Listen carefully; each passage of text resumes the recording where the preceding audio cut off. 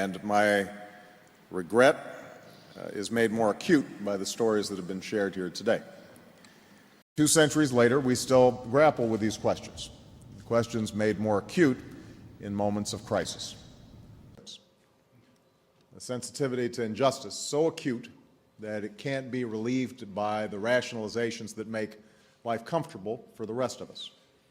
That others' suffering is not our problem, that the ills of the world are somehow not our. I am concerned especially with the acute effects that come from the economic imbalances that were created by the recent global financial meltdown. We also discussed the situation in Syria, which is obviously of acute concern to Israel, given its shared border.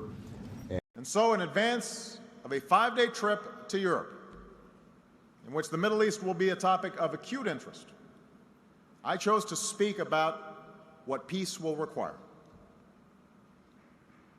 The lofty rhetoric or the high drama of struggles past, the injustices at hand are no less glaring, the human suffering no less acute. So make no mistake about it, there are still so many. First of all, acts of mass atrocity, be they genocide, of course in the most acute instance, or widespread massacres of tens of thousands of civilians. In the first instance, it just challenges our conscience.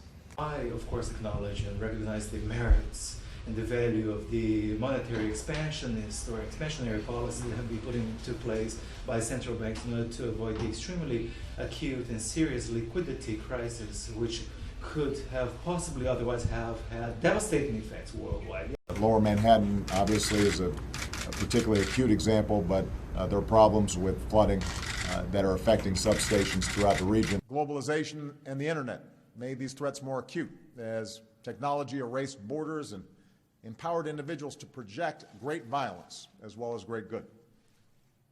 The nature of international travel and movement means that the only way to assure that we are safe is to make sure that we have dealt with the disease where right now it is most acute.